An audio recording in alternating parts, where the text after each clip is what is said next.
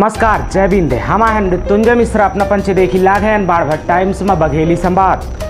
आज के संवाद में ही अपना पंचन का हम है बाबा के बारे में बताओ जौने बाबा की चर्चा अब पिछले 2 दिन से पूरे प्रदेश पूरे देश में हो रही है। जौने बाबा के कारण बड़े बड़े आला अफसर बड़े बड़े नेता मंत्री के शर्म से चेहरा झुक गया है। जौने बाबा के कारण बड़े बड़े राष्ट्रीय संगठन के ऊपर उंगली उठी है।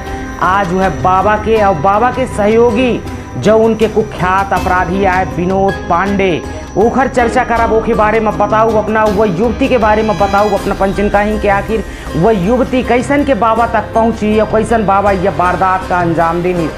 अपना पंचन का बताई कि यह युवती सतना में रहा थी, वह सतना के निवासी आए और रीवा कॉलेज आवत जा थी। लेकिन यह युवती विनोद पांडे जो हिस्ट्री सीटर अपराधी विनोद पांडे है ओखर मुंगोली बहन आए। यह मुंगोली बहन का ही विनोद बाबा के झोली में डाल दी ही, बाबा के आगे परोस दी। आखिर राजनिवास में ही बाबा के झोली में जौन लड़की डाली गए विनोद पांडे के मुंगोली बहन रही। लेकिन विनोद पांडे के वह ऐसन का दुश्मनी रही वह युवती के साथ जौने के ही आबरू विनोद पांडे लुटवा ली निसिया बाबा से ही। अपना पंचन का बताई कि बाबा का ही खुश करे खातिर विनोद पांडे हिस्ट्री सीटर जौन रहा वह अपने मुंगोली बहन जौन के सतना में रहवा करत रही है ओखा फ़ोन लगाई, सब फ़ोन लगाई के उसे बात करीस आ ओखा कहिस के तोर कौनो कॉलेज के काम तो नहीं आए, अगर कौनो काम हो तो बताओ ये समय हम यहाँ हैं, तोर कौनो काम हो तो हम करवा दे। अपना का बताई कि ये युवती कॉलेज की छात्रा आए अब फर्स्ट ईयर प्रथम वर्ष में है। यह युवती कहिस के हाँ भैया, दादा कहत रही ये युवती विनोद का ही दादा कहत रही कहिस के हाँ दादा हमार काम अब कॉलेज में फीस नहीं जमा हो लग गया ऐसे कि रोल नंबर वेटिंग में है, हमार फीस जमा करवा दे। लेकिन विनोद पांडे फीस जमा करवावे के बहाने वह युवती का बुलावत है रीवा के आओ रीवा तो फीस जमा करवा दे और यहाँ चल के कॉलेज में कुछ लोगों से मिलवाई दे। युवती सतना से बस बैठा थी और पहुँचा थी रीवा।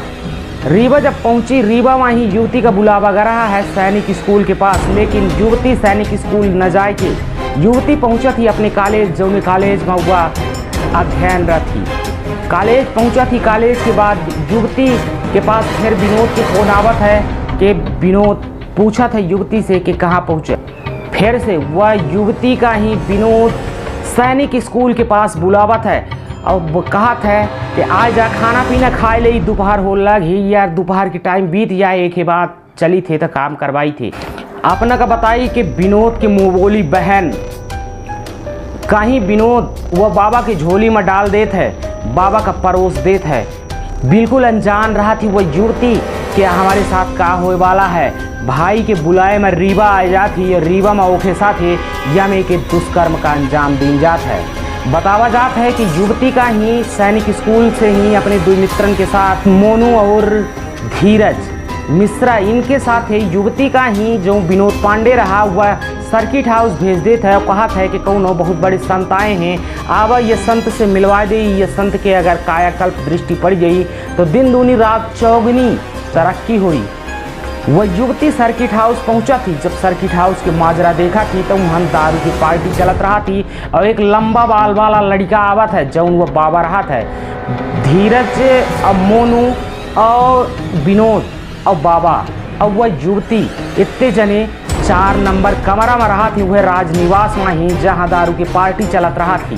विनोद पांडे जो रहा तो वह युवती से कहा था जो ओखर मुंगोली बहन रही उसे कहा था कि बाबा का अगर खुश कह देवे तो बाबा करोड़पति हैं अरबपति हैं, तुमको न जाने का बनाए दही का से का कह दही। वह युवती जब यह बात के विरोध करेला तब इन जौन विनोद पांडे मोनू और जौनी धीरज मिश्रा रहे इन उठ के चले आवा था बाहर और बाहर से दरवाज़ा कह दे थे वह 4 नंबर रूम का वह राजनिवास के 4 नंबर रूम से निकला थे और बाहर आ जाते वो 4 नंबर रूम में बाबा और वह युवती अकेले हैं और बाबा अपने मनसन का अंजाम दे रहा है। अच्छा, यह बीच जब दारू की पार्टी चलत रही है तो युवती के मोबाइल में युवती के बड़ी बहन के फोन आवत है, जौने में ही यह विनोद पांडे कहत है कि कही दे कि आज हमने अब अपने कौनो सहेली के यहाँ रुक जा, आज कॉलेज के काम है। और वह युवती से कहवा देत है, अपनी बड़ी बहन से झूठ बोलवा देत है।